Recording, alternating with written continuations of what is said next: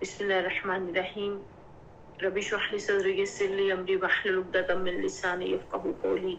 Rabbi ज़िदनी इल्मन व अमलन सालिहन आमीन। अल्लाहुम्मा सल्लि अला मुहम्मद व अला आलि मुहम्मद कमा सल्लैता अला इब्राहीम व अला आलि इब्राहीम इन्नका हमीदुम मजीद।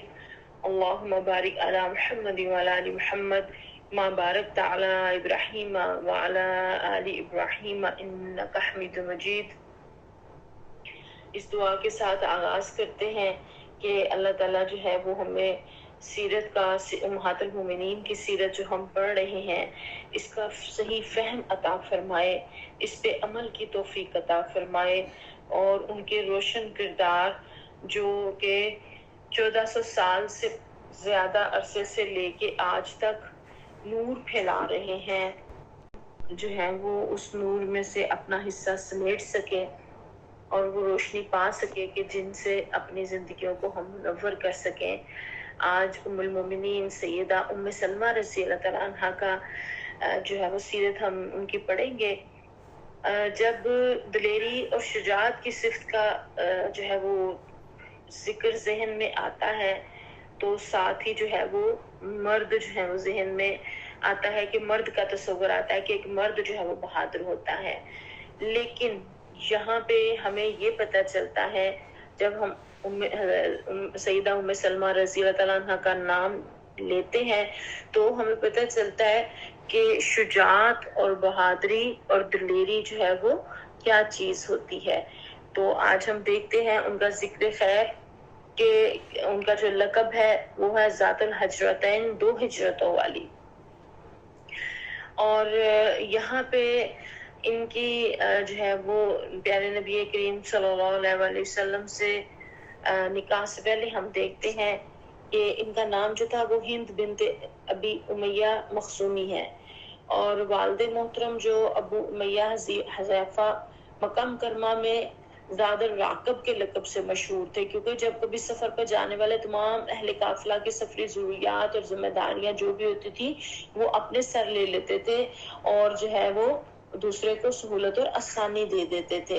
हज़रत उमर फारूक रज़ियल्लाहु के सामने किसी ने एक मरतबा किसी का जो है बड़ी तारीफ की तो उन्होंने फौरन कहा कि क्या आपने कभी उनके साथ सफर किया है या पड़ोस में रहे हैं, क्योंकि जब किसी के साथ सफर करते हैं तो उसकी अंदरूनी जो बंदे की खसूसियात होती है ना, अच्छी या बुरी, वो निकल के बाहर आ जाती है। सफर एक चीज ही ऐसी है, एक कसौटी है और पड़ोस में रहने वालों का भी आपको जो है वो पता होता है। तो इसलिए यहाँ पे उन्होंने कहा कि क्या आपने कभी उनके साथ सफर किया। तो ये जो दौलतमंद होना और सखी और फयाज होना दूसरी बात है ना। दौलतमंद इंतहाई बखील भी होते हैं जबकि वो से गरीब लोग इंतहाई सखी मिजाज के भी होते हैं। तो इनके वालिद बहुत ज्यादा सखी मिजाज के थे। ऐसे वालिद के हाँ हजरत उम्मे सलमा ने जो है वो आंख खोली। कुनियत उम्मे सलमा इनकी और कुरैश के मुअज़्ज़ज़ खानदान बनु मखज़ूम से जो है वो ताल्लुक है और पहली शादी जो है वो अब्दुल्ला बिन अब्दुल्ला असद जो है अबू सलमा से जो है वो हुई और कबूल इस्लाम में उन्होंने पेशकदमी की और सब्र और इस्तिकामत की आला मिसाल जो है वो बने।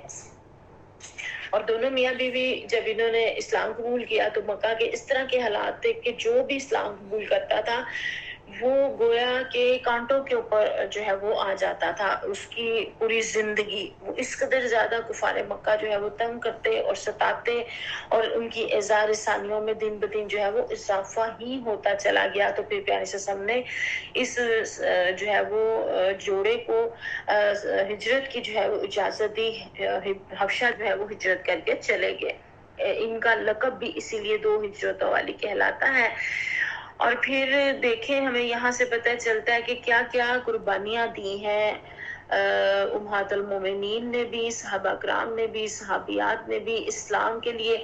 अगर ये लोग उस वक्त ये सारी कुर्बानियां ना देते और हिम्मत हार जाते तो रूए जमीन पर कौन रहता अल्लाह का नाम लेने वाला। तो हम बहुत ज्यादा जो है वो हमें शुक्रगुजार होना चाहिए, एहसानमंद होना चाहिए उम्महातुल मोमिनीन का भी और सहाबा कराम और सहाबियात का भी कि जिनकी मेहनतों की वजह से और जिनकी कुर्बानियों की वजह से जो है वो इतने 100 सालों के फासले से भी दीन बिल्कुल सही और ठीक हालत में मेरे और आप तक जो है वो पहुंच गया।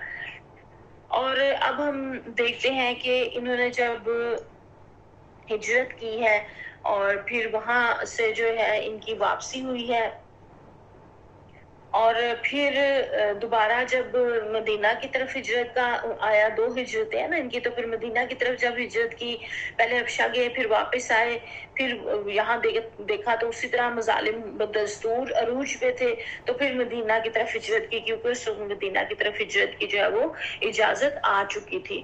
اور ہجرت حبشہ میں جو ہے وہ اپنے شوہر کے ساتھ انہوں نے ہجرت کی، اور یہاں پہ بھی جب وہ ہجرت کرنے کے لیے جانے لگے، یہ صبر کی ایک عظیم داستان ہے ان کی ہجرت۔ آپ کی ہجرت جو ہے نا صبر کی ہجرت کہلاتی ہے۔ ابو سلمہ کا ذاتی اونٹ تھا، ہجرت کا سفر درپیش تھا، بیوی اور ان کا ننھا شہزادہ سلمہ اس پر سوار ہے، خود اونٹ کی نکیل تھام کر پیدل چل پڑتے ہیں۔ ابھی آغاز سفر ہی تھا کہ ام سلمہ کے قبیلے بنو مغیرہ کو پتہ چل گیا کہ یہ پاک باز جوڑا ہجرت کے قصد سے نکل کھڑا ہوا ہے، تو انہوں نے اونٹ کو گھیر لیا، مطالبہ کیا کہ تم جا سکتے ہو لیکن ہماری لڑکی کو نہیں لے کے جا سکتے، وہ نہیں ساتھ جائے گی۔ تو یہ انہوں نے اونٹ کی نکیل ابو سلمہ کے ہاتھوں سے چھین لی اور ام سلمہ کو زبردستی اپنے ساتھ لے گئے، اور نیزوں اور تلواروں کی چمک میں یہ کارروائی ہو رہی تھی۔ ابو سلمہ کے قبیلے کو جب پتہ چلا تو وہ کہ بنو مغیرہ جو ہے وہ ام سلمہ پہ حق جتا رہے ہیں اپنا ملکیت کا، تو وہ بھی جو ہے وہ گئے، انہوں نے کہا ٹھیک ہے آپ کی بیٹی تو آپ کے پاس رہے گی، بچہ ہمارے پاس رہے گا، اور بچہ ہم تمہیں ساتھ نہیں جانے دیں گے۔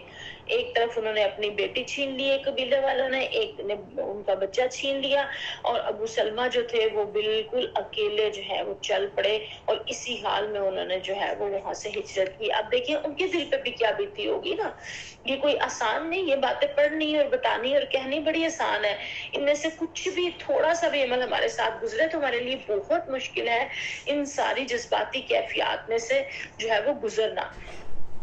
اور پھر یہاں دیکھیں کہ ان کے دل میں کیسے کیسے خدشات آئے ہوں گے کہ پتہ نہیں ساری زندگی پھر میں اپنی بیوی سے مل سکوں گا کہ نہیں مل سکوں گا، بچے سے مل سکوں گا کہ نہیں مل سکوں گا، اور وہ دیکھیں دین کے لیے ساری کشتیاں جلا کے جو ہے وہ اس طرف چل پڑے، اور ان کو کوئی اس بات کا علم نہیں تھا کہ آپس میں دوبارہ مل سکیں گے کہ نہیں مل سکیں گے۔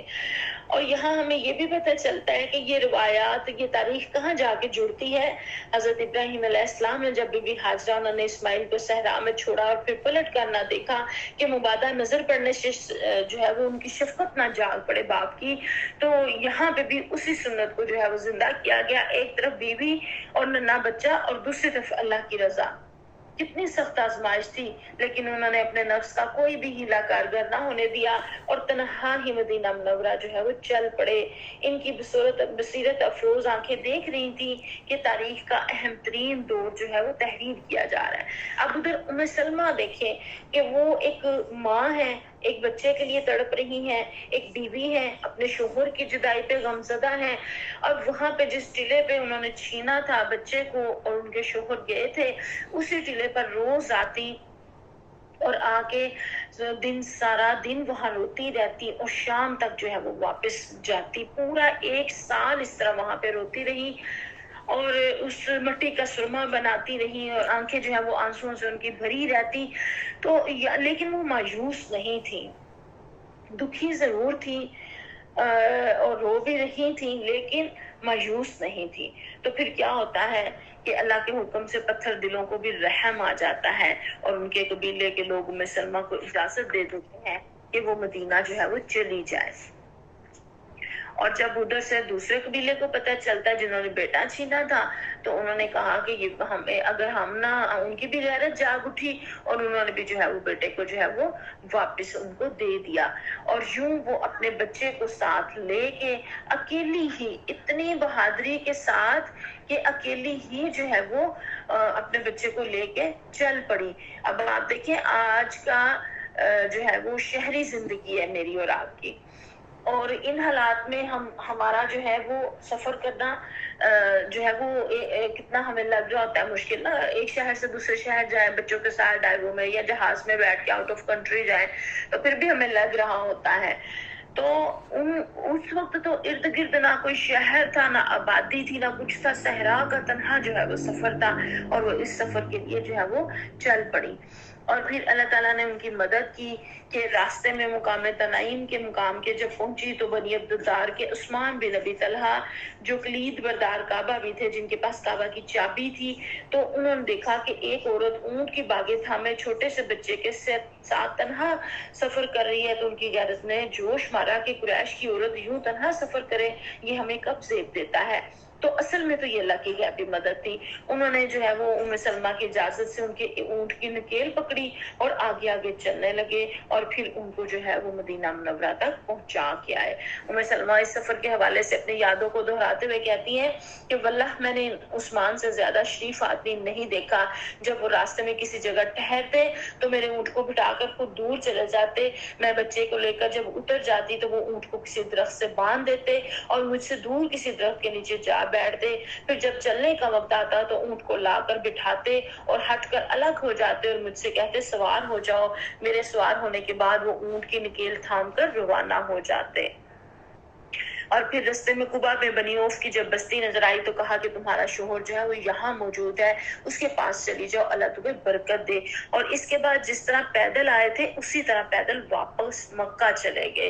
اب آپ دیکھیں، آپ میں سے جو بھی حج عمرے کے لیے گئی ہوں گی خواتین، آپ نے دیکھا ہوگا کہ مکہ سے مدینہ کا سفر کوئی آسان نہیں ہے۔ بے شک ہم اسی والی گاڑیوں میں بیٹھ کے اور جو ہے وہ بنی ہوئی سڑکوں کے اوپر آرام سہولت سے جاتے ہیں، لیکن پھر بھی انسان جو ہے وہ تھکاوٹ محسوس کرتا ہے، تو کیا پیدل چل کے ان حالات میں جانا، یہ بہت بڑی جو ہے وہ بات تھی۔ اور پھر جو ہے وہ وہاں پہ جو ہے ام سلمہ جو ہے وہ پہنچ گئی۔ اچھا، مجھے آپ میں سے کوئی یہ بتائے کہ اسکرین شیئر ہو رہی ہے آپ لوگوں کے ساتھ؟ پھر یہاں پہ ہم یہ دیکھتے ہیں کہ روایات میں آتا ہے کہ حضرت ام سلمہ اور ابو سلمہ آپس میں ایک دفعہ بات کر رہے تھے، اور ام سلمہ نے اپنے شوہر سے کہا میں نے سنا ہے کہ اگر کسی عورت کا شوہر اس کی زندگی میں فوت ہو جائے اور وہ عورت اس کے بعد دوسرا نکاح نہ کرے تو اللہ اسے جنت میں داخل کر دے گا، اسی طرح مرد کی زندگی میں اس کی بیوی انتقال کر جائے اور مرد دوسرا نکاح نہ کرے تو اللہ تعالیٰ اس مرد کو بھی جنت میں جگہ دیتا ہے۔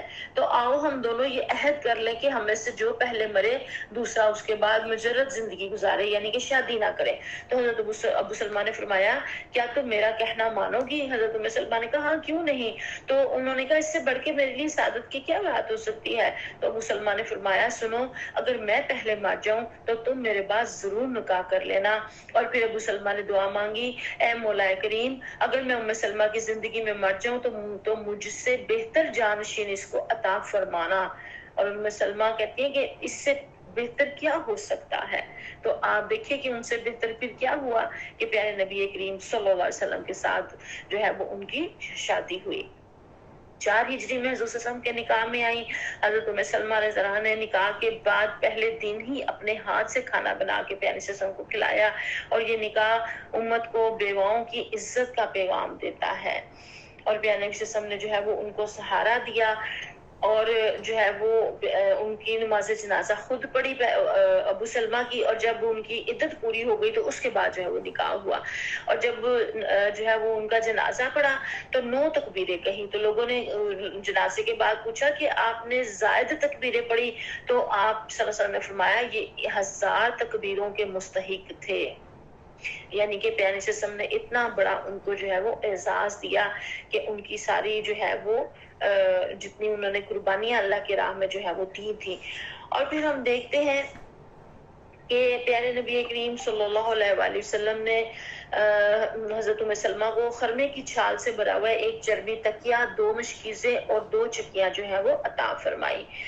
اور پھر یہاں پہ جو ہے وہ ہمیں یہ بھی پتہ چلتا ہے کہ پیارے وسلم سے نکاح کے وقت حضرت ام سلمہ کے 2 لڑکے اور 2 بیٹیاں جو ہے وہ 2 بیٹیاں اور 2 بیٹے تھے، تو انہوں نے پھر ان کی جو ہے وہ پرورش کی۔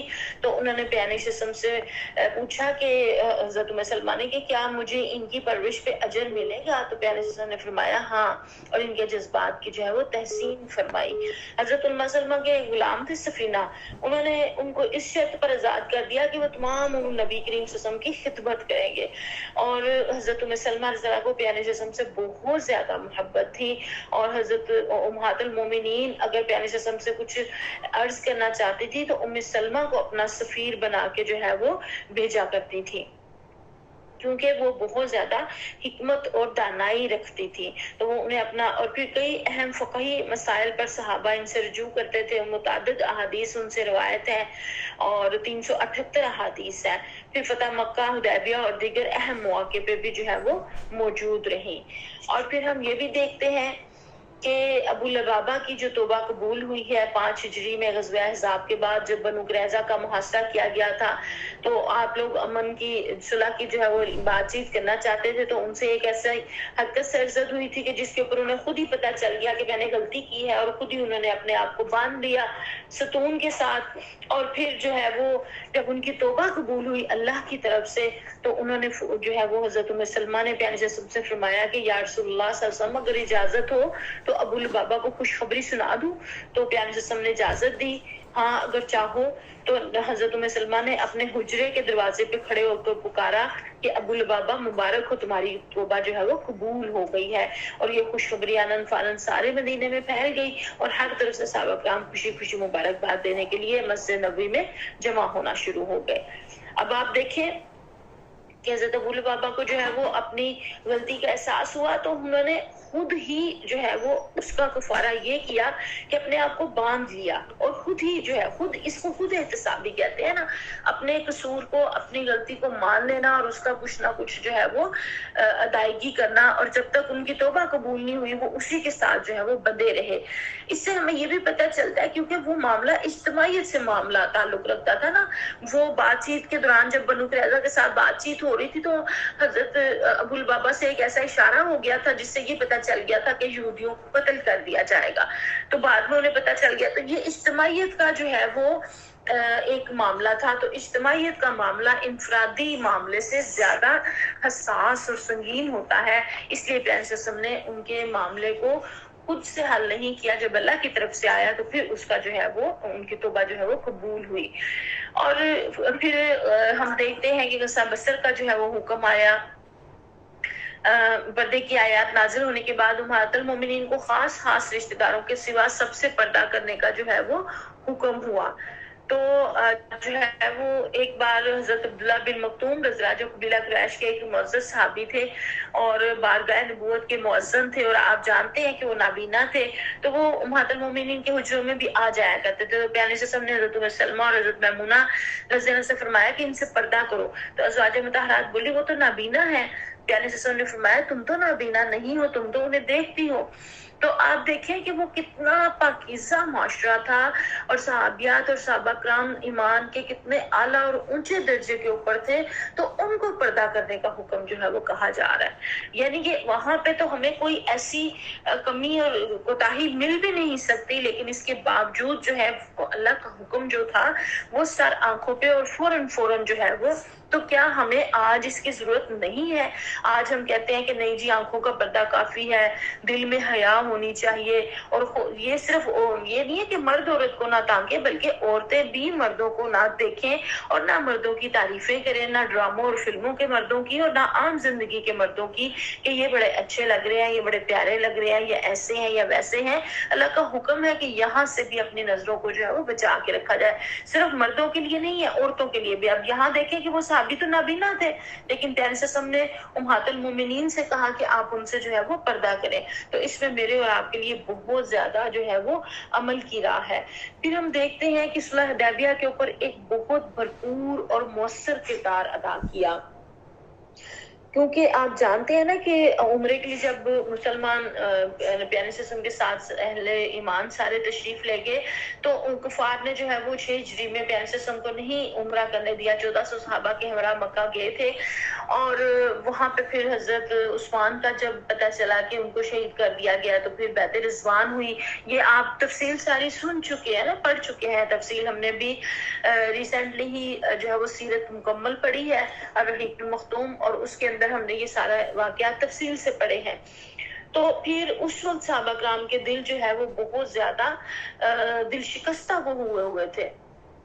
और इस मौके के ऊपर जब बैत हुई, जिसको बैत रिजवान कहा जाता है, जिसमें ये तय हुआ था कि 10 साल तक बाहमी जंग बंदी रहेगी और आपस में दोनों तरफ से कोई रोक टोक नहीं होगी आने जाने की, लेकिन अगर جو ہے وہ مسلمانوں میں سے کوئی مدینہ چلا گیا ایمان لا کے تو اس کو واپس کیا جائے گا، اگر مکہ آ گیا تو اس کو واپس نہیں کیا جائے گا، اور اگلے سال مسلمان آئے تو آپ کے لیے اب نہیں۔ اور پھر یہ کہ قبائل آزادی کے ساتھ، جس کے ساتھ جو ہے وہ حنیفانہ تعلقات قائم کرنا چاہیں تو کر سکتے ہیں۔ تو اب آپ یہ دیکھیں اس کی شکیں بھی بظاہر لگ رہی تھی کہ جیسے مسلمانوں کے خلاف ہیں، لیکن بعد میں پتہ چلا کہ یہ ساری کی ساری شکیں مسلمانوں کے حق میں ہو گئے، لیکن اس وقت نہیں پتہ چل رہا تھا اور صحابہ کرام بہت دل شکستہ تھے۔ پیارے وسلم نے فرمایا کہ یہیں پہ قربانی کر دی جائے، سر منڈوا لیا جائے۔ اب صحابہ کرام تو آئے تھے عمرے کی نیت سے، عمرے کے لیے پیارے وسلم نے اپنا خواب سنایا تھا کہ ہم عمرہ کر رہے ہیں، تو اب مسلمان بہت دکھ اور غم میں جو ہے وہ بیٹھے ہوئے تھے۔ تو پیارے وسلم جب اپنے خیمے میں تشریف لائے تو ام سلمہ رضی اللہ عنہا ان کے ساتھ تھیں۔ حضرت ام سلمہ خود اس واقعے کو بیان کرتی ہیں۔ اللہ تعالیٰ نے ان کو بہت فہم اور ادراک کی قوت سے نوازا تھا، تو خود ہی فرماتی ہیں، انہوں نے کہا کہ یا رسول اللہ صلی اللہ علیہ وسلم، مسلمانوں نے آپ صلی اللہ علیہ وسلم کا فرمان اچھی طرح نہیں سمجھا، آپ صلی اللہ علیہ وسلم خود باہر نکل کر قربانی کرے، احرام اتارنے کے لیے بال منڈوائیں، وہ بھی آپ صلی اللہ علیہ وسلم کو دیکھ کر اس پر عمل شروع کر دیں گے۔ تو پیارے صلی اللہ علیہ وسلم نے جب ایسا کیا اور صحابہ کرام نے دیکھا تو وہ فوراً جو ہے وہ انہوں نے بھی اپنے بال جو ہے وہ کٹوائے، اور حضرت سیدہ ام سلمہ رضی اللہ عنہا فرماتی ہے کہ میں نے بالوں کے کناروں سے اپنے بال جو ہے وہ خود کاٹے۔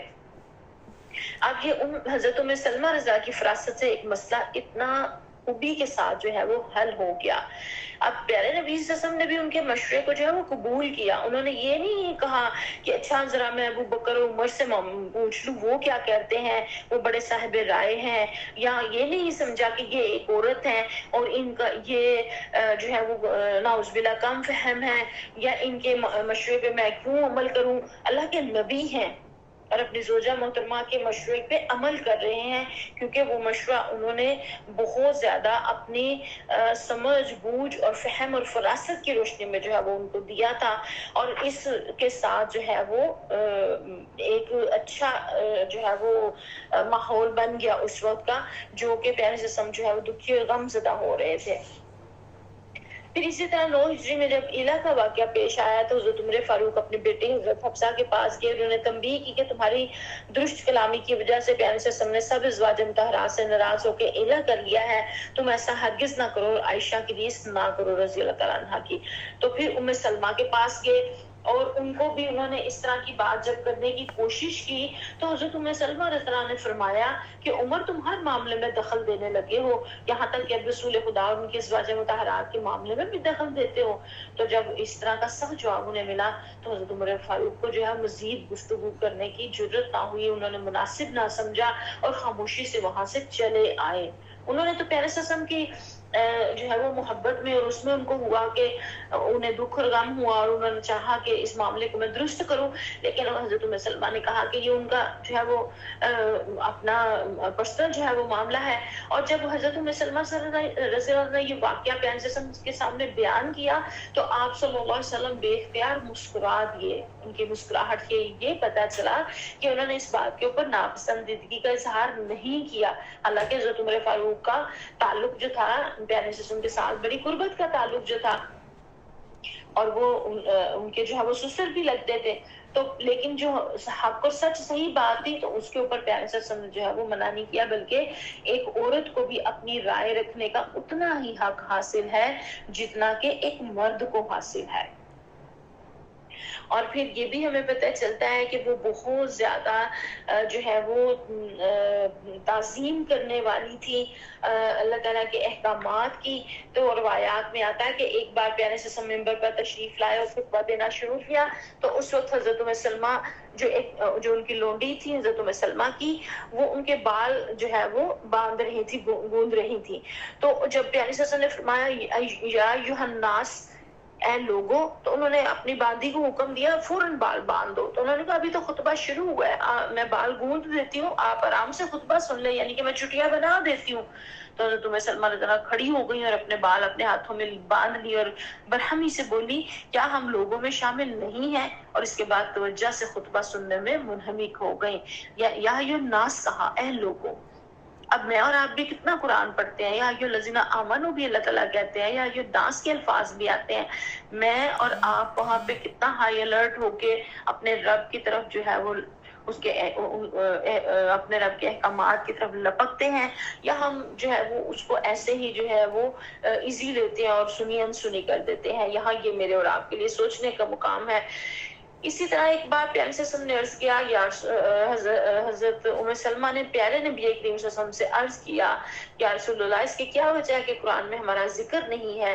یہ بات سن کر آپ صلی اللہ علیہ وسلم منبر پر تشریف لے گئے اور یہ آیت پڑھی، ان المسلمین والمسلمات والمؤمنین والمؤمنات.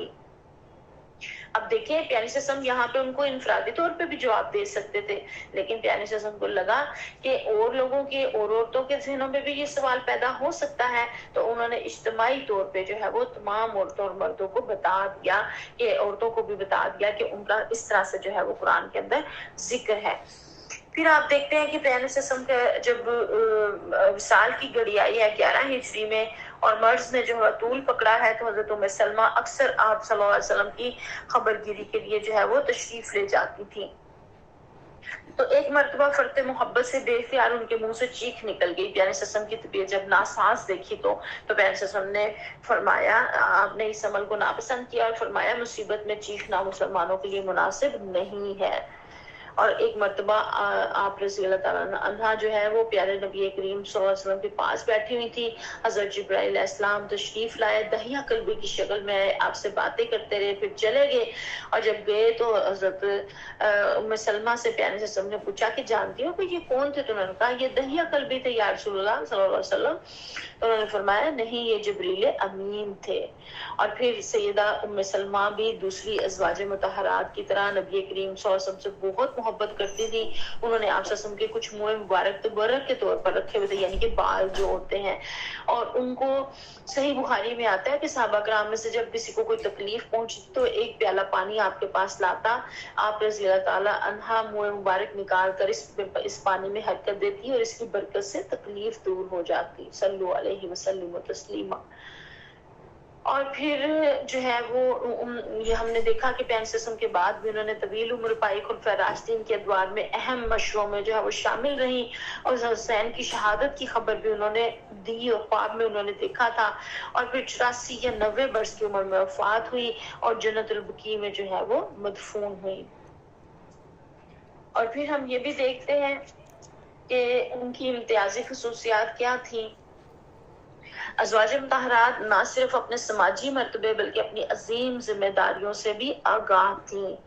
اور پھر جو ہے وہ تمام جس طرح پیارے سسم نے عملی تبلیغ کی، اسی طرح دین کی اشاعت میں انہوں نے اپنا بھرپور کردار ادا کیا. فضل و کمال میں عائشہ کے بعد ام سلمہ کا مرتبہ ہے. آپ رضی اللہ تعالیٰ عنہ سے 378 احادیث جو ہے وہ مروی ہے. اللہ تعالیٰ نے انہیں علم، ذہانت اور اصابت رائے کی وافر نعمت عطا فرمائی تھی. اکابر صحابہ بھی ان سے علمی فیض جو ہے وہ حاصل کرتے تھے. صبر و استقامت کی عملی تصویر تھی. فقیہہ و محدثہ تھی، مشیر رسول صلی اللہ علیہ وسلم تھی.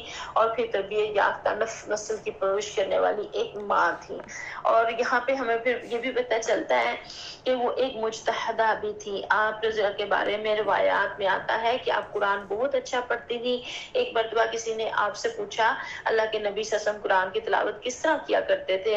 تو آپ رضی اللہ تعالی عنہا نے جواب ارشاداً فرمایا ایک ایک آیت الگ الگ کر کے پڑھتے تھے اور اس کے بعد خود پڑھ کر بتایا. ازواج المطہرات جو ہے ان کے ذریعے سے پیارے نبی کریم صلی اللہ علیہ وسلم کی جو ہے وہ پرسنل لائف میرے اور آپ تک پہنچی ہے. اور ایک ایک چیز اور ایک ایک ادا جو پیارے صلی اللہ علیہ وسلم کی جو ہے وہ ازواج مطہرات جو ہے وہ امہات المومنین ہماری نوٹ کرتی تھی، وہ ہمارے تک انہوں نے جو ہے وہ پہنچائی ہے. پھر آخری جو بات ہے وہ یہ حضرت ام سلمہ رضی اللہ جو ہے وہ روشن چراغ ہیں جنہوں نے اپنی روشنی سے امت کو علم، حکمت، صبر اور وفا کے راستے دکھائے. آئیے ہم بھی ان کی سیرت سے صبر لے کر اپنی زندگیوں کو منور کریں. اور پھر آگے جو ہے ہمارے پاس ام المومنین سیدہ زینب بنت جہش رضی اللہ تعالیٰ عنہا ہے. پہلے ہم نے پڑھا حضرت زینب بنت خزیمہ رضی اللہ تعالیٰ کے بارے میں. تو یہ جو ہے یہ بنت جحش رضی اللہ تعالیٰ عنہ ہے. نام دونوں کے ایک ہے لیکن ان کا جو ہے وہ لقب ہے صناع الیدین، یعنی کہ ہنرمند ہاتھوں والی. یہ اپنے ہاتھوں سے کام کر کے، محنت کر کے، چمڑے کی دباغت کا کام جانتی تھی، وہ کر کے اور پیسے کما کے اور وہ پھر اللہ کی راہ میں بہت زیادہ دیتی تھی. نام جو ہے وہ زینب بنت جحش بن رباب الاسدیہ ہے اور والدہ امیمہ بنت عبد المطلب یعنی کہ پیارے سسم کی پھوپھی اور نبی کریم صلی اللہ علیہ وسلم کی پھوپھی زاد بہن ہے یہ.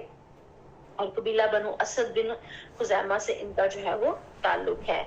اور پھر ہم دیکھتے ہیں کہ عبادت گزار بہت زیادہ تھی، زاہدہ تھی، حیادار اور باوقار شخصیت تھی، غیرت اور عفت کی اعلیٰ مثال تھی، حق پر ڈٹ جانے والی مگر ادب اور عاجزی کے ساتھ، یتیموں کی ہمدرد اور بیواؤں کی جائے پناہ، حمیدہ تو فقیدہ، بے مثال اور قابل تعریف بھی ان کا جو ہے وہ لقب ہے. پھر ہم دیکھتے ہیں کہ ان کا نکاح جو ہے وہ پیارے نبی کریم صلی اللہ علیہ وسلم نے اپنے آزاد کردہ غلام جو کہ حضرت زید بن حارثہ جو کہ پیانسسوں کو بہت زیادہ محبوب تھے اور انہیں منہ بولا بیٹا بنایا ہوا تھا. جب تک اللہ کا حکم نہیں نہ آیا کہ منہ بولے بیٹوں کے بارے میں کہ یہ سگے بیٹوں کی طرح نہیں ہے، تو پھر اتنی دیر تک یہ زید بن حارثہ جو تھے وہ زید بن محمد کہلایا کرتے تھے. لیکن جب آیات نازل ہو گئی تو پھر ان کو ان کے باپ کے نام سے زید بن حارثہ کے نام سے جو ہے وہ پکارا جانے لگا. اور پھر پیارے وسلم نے خود جو ہے وہ ان کی شادی ان کے ساتھ کروائی حضرت زید بن حارث کے ساتھ، کیونکہ وہ قریش کے اونچے اور اعلیٰ خاندان سے تھی اور حضرت زید جو ہے وہ آزاد کردہ غلام تھے، آزاد کردہ تھے اور اسلام قبول کیا ہوا تھا. تو یہاں پہ سماج میں لوگ رشتہ ناتا کرتے وقت حسب نسب کے حوالے سے بہت حساس ہوتے ہیں، لیکن اسلامی تعلیمات نے یہاں بتایا کہ کلمہ گو مسلمان سب برابر ہیں. یہاں نسب اور حسب اور ذات اور پات کے حوالے سے نہ کوئی برتر ہے نہ کوئی کمتر ہے. اب یہ زبانی منہ سے جتنی مرضی باتیں کہی جائیں اتنا زیادہ اثر نہیں رکھتی جب تک کہ عملاً کوئی مثال پیش نہ کی جائے. تو پیارے نبی کریم صلی اللہ علیہ وسلم چونکہ آخری نبی تھے، ان کے بعد کسی شریعت میں نہیں آنا تھا، تو آپ صلی اللہ علیہ وسلم نے جو احکامات دیے اور بتایا اس کے اوپر امت کو عمل کر کے بھی دکھایا. تو پھر یہاں پہ پھر یہ والی شادی جو ہے وہ کی گئی. اور پہلے تو حضرت زینب بنت جحش کے بھائی نے بھی اس بات کا جو ہے وہ انکار کیا اور اس کو پسند نہیں کیا اور انہوں نے خود بھی جو ہے وہ انکار کر دیا اس رشتے کا، حضرت زینب نے بھی. لیکن جب آیات نازل ہوئی سورہ احزاب میں آپ لوگ پڑھتے ہیں تو پھر انہوں نے جو ہے وہ اپنی رائے کو پیارے وسلم کی رائے کے احکام میں جو ہے وہ تبدیل کر لیا اور راضی ہو گئیں. انہوں نے کہا کہ اللہ کے نبی صلی اللہ علیہ وسلم اس فیصلے کو بہتر سمجھتے ہیں. اس لیے حضرت زینب اسرار پا کر اس رشتے پر راضی ہو گئی کہ کہیں میں اللہ اور اس کے رسول صلی اللہ علیہ وسلم کی نافرمانی کی مرتکب نہ قرار پا جاؤں.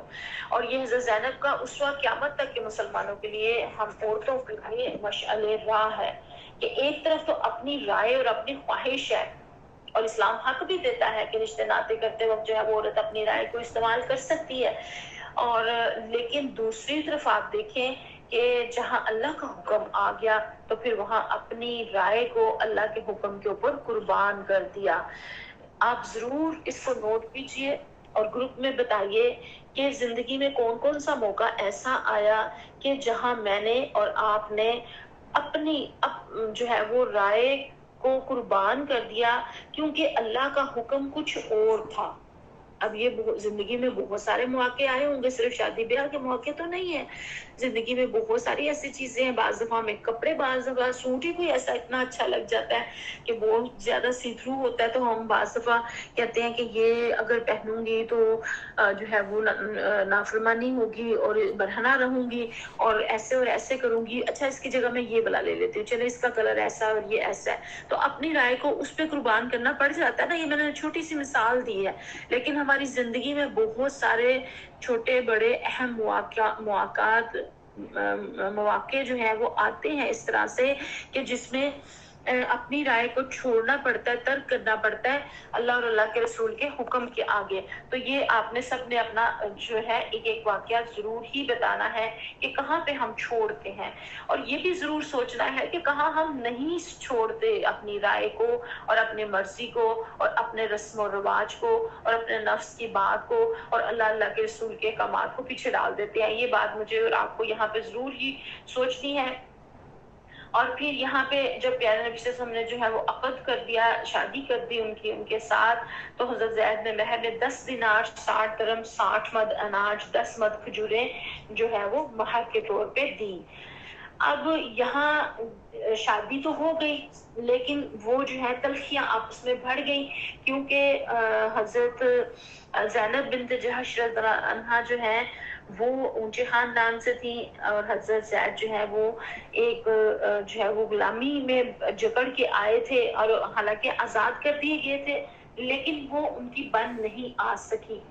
اب یہاں پہ بھی اللہ تعالیٰ نے ایک اور جو وہاں کی رسم تھی اس کو ختم کرنا تھا، اور وہ رسم کیا تھی کہ منہ بولے بیٹے کو سگا بیٹا مانا جاتا تھا، اور اس کو جو ہے وہ اسی طرح سے اس کی جو بیوی ہے اس کو بھی اسی طرح سے بہو مانا جاتا تھا سگی، اور اس طرح سے اس رسم کو بھی اللہ نے ختم کرنا تھا کہ سگے جو منہ بولے بیٹے ہیں وہ اصل میں بیٹے نہیں ہیں۔ قرآن پاک میں اللہ تعالیٰ سورہ احزاب کے اندر اس سارے واقعے کو بیان کرتے ہیں، آپ نے پڑھا، اس میں سنا، آیت نمبر 37 یہاں پہ درج بھی ہے۔ اب یہاں پہ جو ہے وہ جب ان کا نباہ مشکل ہو گیا تو ایک روز حضرت زید نبی کریم صلی اللہ علیہ وسلم کے پاس تشریف لائے اور کہا یا رسول اللہ زینب مجھ سے زبان درازی کرتی ہیں، میں انہیں طلاق دینا چاہتا ہوں۔ تو پیارے صلی اللہ علیہ وسلم نے ان کو اس چیز سے روکا۔ پیارے صلی اللہ علیہ وسلم نہیں چاہتے تھے کہ ان کا جو ہے وہ طلاق ہو، لیکن اللہ تعالیٰ نے کیا کہا قرآن سورہ احزاب میں، اور جبکہ تم اس شخص جس پر اللہ نے اور تم نے احسان کیا یہ کہتے تھے کہ اپنی بیوی کو نکاح میں رکھو اور خدا سے ڈرو۔ بہرحال یہ معاملہ جو ہے وہ نہ نبھ سکا، کیونکہ نفسیاتی طور پر اس رشتے کو وہ ذہنی طور پر جو ہے وہ قبول نہیں کر سکی تھی، اور پھر فاسد رسموں کا جو ہے وہ خاتمہ بھی تو ہونا تھا نا، تو ان رسموں کو تو ختم بھی تو کرنا تھا۔ اور پھر یہاں پہ ہمیں یہ بھی پتہ چلتا ہے کہ نبی کریم صلی اللہ علیہ وسلم کو نہ صرف انہوں نے قولی شہادت دی بلکہ عملی شہادت دی ہر ایک چیز کی۔ اب یہ ایک ایسا بڑا جو ہے وہ بری رسم تھی کہ جب تک یعنی رسم کے ذریعے سے اس کو نہ توڑوایا جاتا تو یہ ختم نہیں ہونی تھی، اس لیے کہ صرف خالی جو ہے وہ یہ اتنی مضبوط تھی کہ یہ خالی باتوں سے، یہ خالی الفاظ سے نہیں ہو سکتی تھی۔ تو پھر پیارے نبی کریم صلی اللہ علیہ وسلم جب زینب یا عدت پورے کر چکی تو پیارے صلی اللہ علیہ وسلم نے جو ہے وہ اللہ تعالیٰ کے حکم کے ساتھ جو ہے وہ نکاح کا اظہار کیا۔ یہ وہ شادی ہے جو اللہ تعالیٰ نے خود کروائی، اور جو ہے وہ پیغام بھی جو ہے وہ حضرت زید کے ہاتھوں بھیجا تاکہ لوگ جو ہے وہ جو یہودی بہت زیادہ باتیں بنانے بیٹھے ہوئے تھے ان کو کوئی ایسا موقع نہ ملے، اور انہوں نے باتیں بہت ساری اس کے اوپر بنائی بھی۔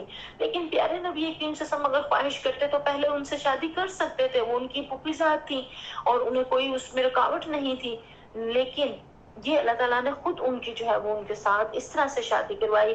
اس میں سے ہمیں یہ پتہ چلتا ہے کہ اسوہ حسنہ سے ہمیں یہ پتہ چلتا ہے کہ طلاق یافتہ خاتون کی شخصیت اتنی کمزور نہیں کہ کوئی آدمی یہ سوچ کے انکار کر دے کہ وہ طلاق یافتہ ہے، اور اس میں ممکن ہے گھر بسانے کی صلاحیت ہی نہ ہو، اور یوں طلاق یافتہ عورتیں معاشرے میں تجرد کی زندگی گزارنے پر مجبور ہو جائیں۔ ہمارے یہاں یہی کہا جاتا ہے نا، اگر اللہ معاف فرمائے کسی کو طلاق ہو جائے تو کہتے ہیں اسی میں کوئی کمی ہوگی، اسی کی ایسی اور ایسی آتے ہوں گی، اس نے جو ہے وہ شوہر کو ہوش راضی نہیں رکھا ہوگا، یا طلاق ہو جائے تو دوسری دفعہ اس کی شادی کرتے ہوئے اتنے مسائل ہوتے ہیں کہ لوگ کہتے ہیں پہلے طلاق یافتہ ہے، پہلے گھر نہیں بسا سکی، اب بھی نہیں یہ بسائے گی۔ خواتین اور مرد اور سب ہی اس طرح کی جو ہے وہ باتیں کرتے ہیں۔ تو یہاں ہمیں پتہ چلا کہ ان ساری باتوں کا جو ہے وہ خاتمہ کیا گیا۔ اور پھر حضرت زینب رضی اللہ نے حضرت زید رضی اللہ سے فرمایا کہ میں رب سے مشورہ استخارہ کر لوں، یہ کہہ کے وہ مصلی پہ کھڑی ہو گئی، اور ادھر اللہ پاک نے پیارے صلی پر وحی بھیجی، فلما قضا زید منہا وطرن زوجنا، کہا کہ پھر زید اس سے اپنی حاجت پوری کر چکا تو ہم نے اس متعلقہ عورت تم سے تمہارا نکاح کر دیا. یعنی کہ آسمان نے دنیا پر حضرت زینب کا نکاح پیارے صلی اللہ علیہ وسلم سے اللہ تعالیٰ نے خود کروا دیا. اور پھر جو ہے حضرت عائشہ صدیقہ رضی اللہ عنہا گھر تشریف فرما تھے. پیارے صلی اللہ علیہ وسلم سیدہ عائشہ فرماتی ہیں کہ جب وحی کا نزول ہو چکا تو آپ صلی اللہ علیہ وسلم مسکراتے ہوئے میری طرف متوجہ ہوئے اور فرمایا کوئی جا کر زینب کو یہ بشارت سنا دے. اور سیدہ عائشہ رضی اللہ فرماتی ہیں جب پیارے نبی کریم صلی اللہ علیہ وسلم تلاوت فرما چکے تو مجھے خیال آیا کہ زینب میں جمال تو تھا ہی، اب وہ اس بات پر بھی فخر کرے گی کہ ان کا نکاح اللہ تعالیٰ نے آسمان پر فرمایا ہے. یعنی کہ ان کو فوراً اس چیز کا جو ہے وہ خیال آیا. پھر پیارے سے سمجھے وہ ان کی جو ہے وہ گھر تشریف لے گئے اور ان سے ان کا نام پوچھا. انہوں نے کہا برہ، تو آسس نے فرمایا نہیں اب تمہارا نام زینب ہے، اور پھر وہ اسی نام سے جو ہے وہ مشہور ہوئی.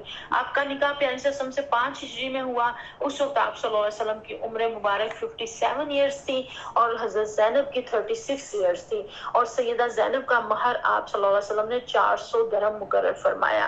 اب آپ دیکھیں، آپ نے یہ چیز نوٹ کی ہوگی کہ پیارے نبی کریم صلی اللہ علیہ وآلہ وسلم نے مختلف مواقع کے اوپر ازواج مطہرات کے مختلف جو ہے وہ حق مہر جو ہے وہ رکھے ہیں.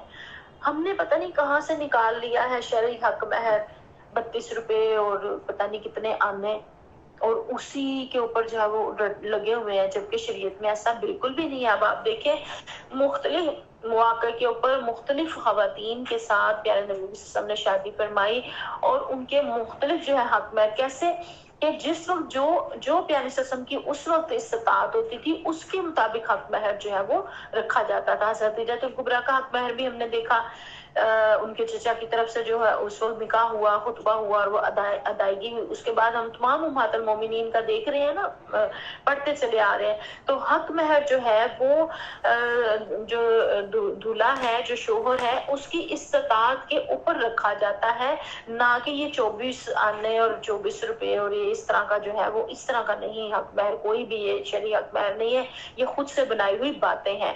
اور یہ جو لاکھوں میں حق مہر مقرر کر دیتے ہیں یہ بھی بالکل غلط ہے. کہتے ہیں کہ عورت کی لڑکی کی سیکورٹی، یہ ایسا نہیں ہے. حق مہر نہ بہت لاکھوں کروڑوں میں اور نہ بہت حیثیت سے گرا ہوا، نہ حیثیت سے زیادہ نہ حیثیت سے گرا ہوا. حق مہر لڑکے کی استطاعت کے اوپر کہ جتنی اس کی ارننگ ہے اس لحاظ سے جو ہے وہ اس کے اوپر حق مہر ہے.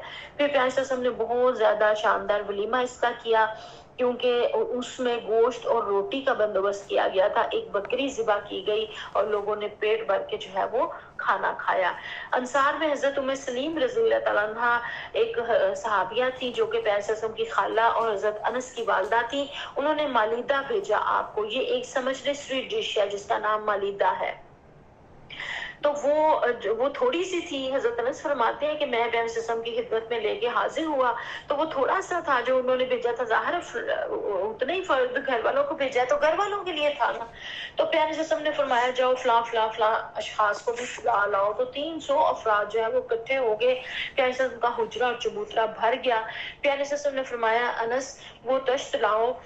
میں جلدی سے اٹھا لایا. آپ صلی اللہ علیہ وسلم نے فرمایا تمام لوگ 10-10 کی ٹولیوں میں بیٹھ جائیں، ہر شخص کے اپنے سامنے سکھائے. انہوں نے کھانا شروع کیا اور اللہ کے فضل سے سارے سیر ہو گئے، پیٹ بھر کے سب نے کھایا.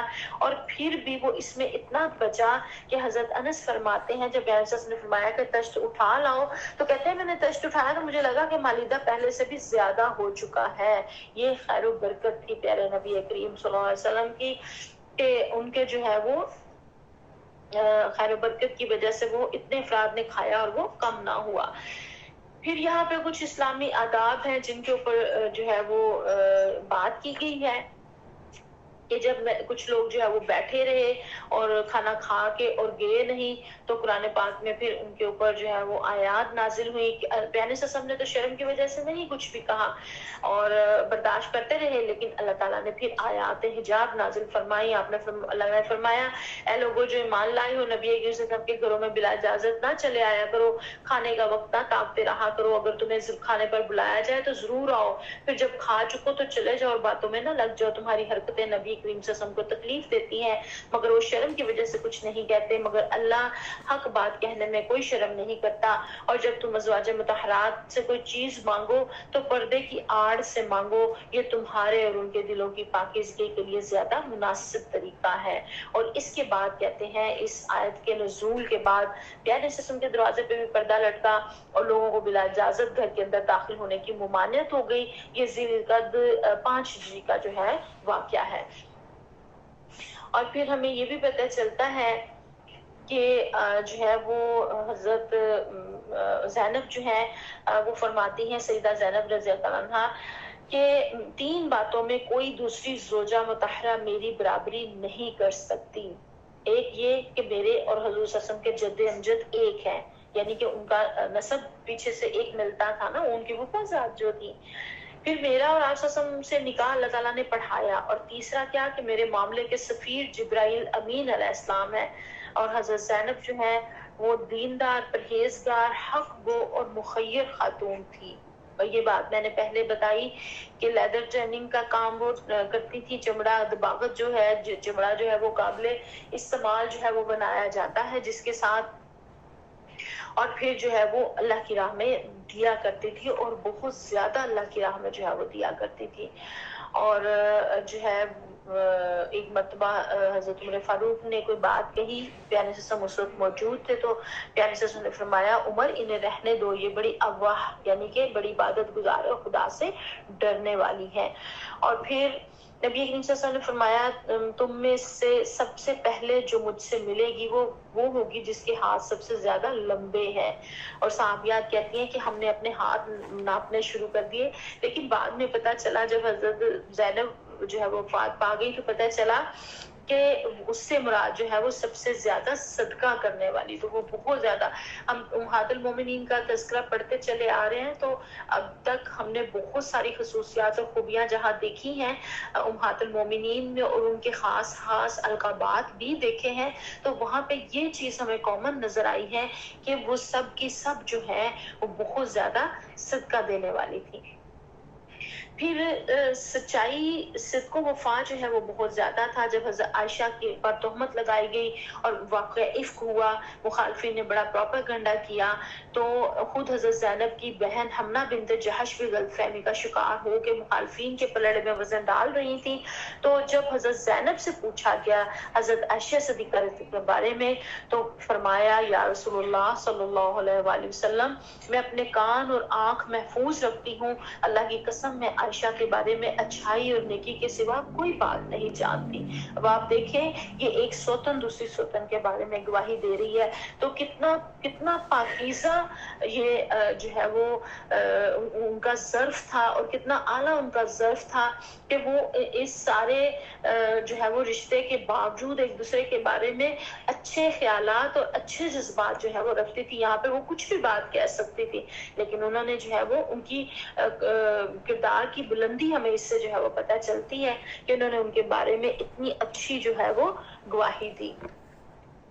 اور پھر ہمیں یہ بھی پتہ چلتا ہے کہ بہت زیادہ غیرت مند تھی، مگر پیارے سسم کی قدردان بھی بہت زیادہ تھی، اپنی عفت و وقار میں نمایاں مقام رکھتی تھی، اور دیگر ازواج کے درمیان بھی ان کی بہت زیادہ عزت تھی۔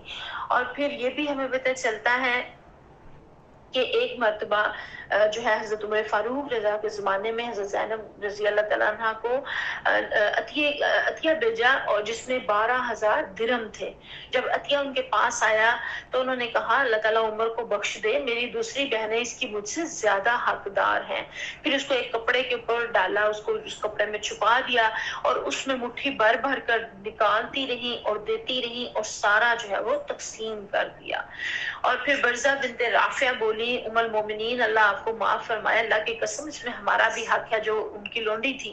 تو فرمایا جو کپڑے کے نیچے باقی ہے وہ سب تمہارا ہے، اور کپڑے کے نیچے 85 درہم جو ہے وہ بچے تھے۔ اب دیکھیں فردوں کو خود بھی ضرورت ہو لیکن وہ سمجھے کہ میری آخرت میں یہ میرے زیادہ کام آئے گا، اور وہ اپنی ضرورت کے اوپر بھی ترجیح دے کے اس کو اللہ کے ہاں جمع کروا دے، یہ کتنی بڑی بات ہے۔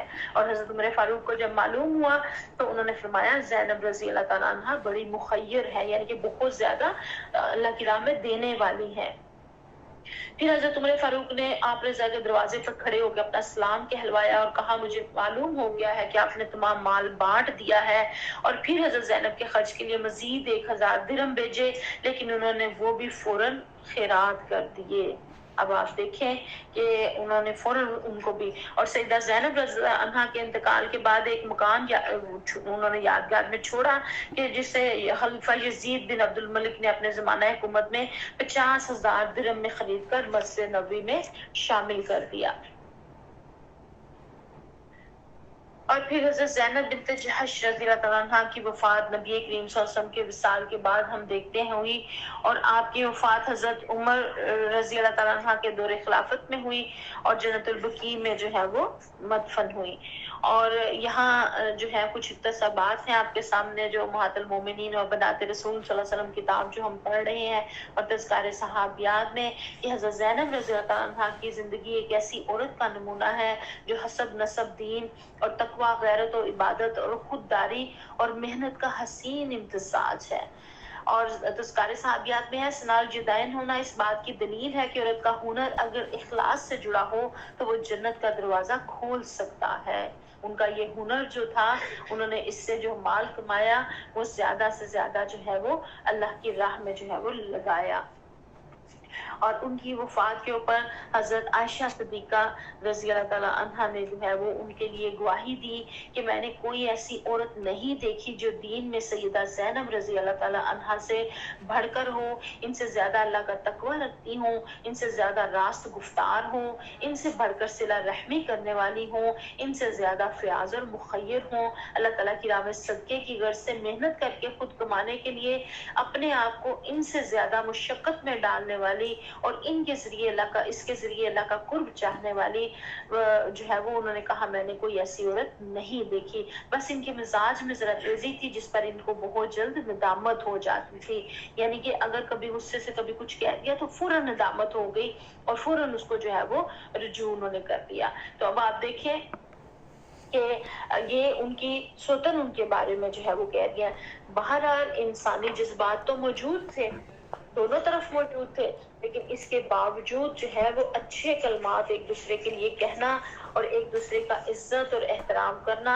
और जब उनकी वफात हुई तो हज़रत आयशा सिद्दीक़ा रज़ियल्लाहु अन्हा ने इनकी वफात पर दिलगीर होकर फरमाया, वो नेक बख्त बेमसल खातून चली गई और यतीमों को बेचैन कर गई और बहुत ज्यादा रो रही थी।